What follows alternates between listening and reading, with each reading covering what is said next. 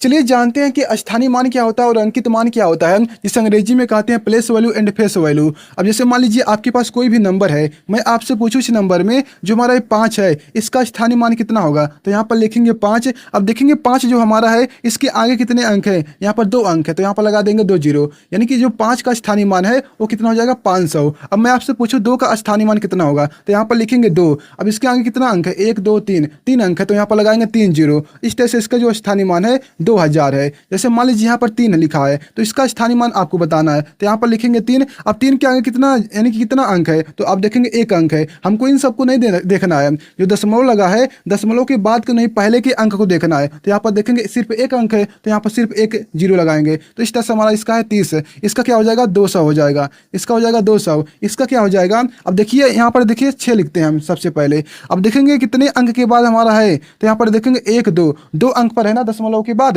तो क्या करेंगे 1 2 यहाँ पर लगा देंगे दशमलव, यानी कि 2 अंक पर क्या लगा देंगे हम दशमलव लगा देंगे। इसका पूछूं तो इसका यहाँ पर लिखेंगे 7, 1 2 3, यहाँ पर लगा देंगे दशमलव। इस तरह से हमारा बन जाएगा। इसका पूछूं तो हमारा 0.5 हो जाएगा। अब देखिए यहाँ पर अंकित मान लिखा हुआ है, यानी कि फेस वैल्यू। एक क्या होता है, फेस वैल्यू हमारा बदलता नहीं है। जैसे मान लीजिए इसका फेस वैल्यू पूछूं, यानी कि फेस वैल्यू कितना हो जाएगा, 6 का 6 ही होगा, 7 का क्या होगा 7 ही होगा, 6 का क्या हो जाएगा 6 ही होगा, 5 का क्या होगा 5 ही होगा, 3 का क्या होगा 3 ही होगा।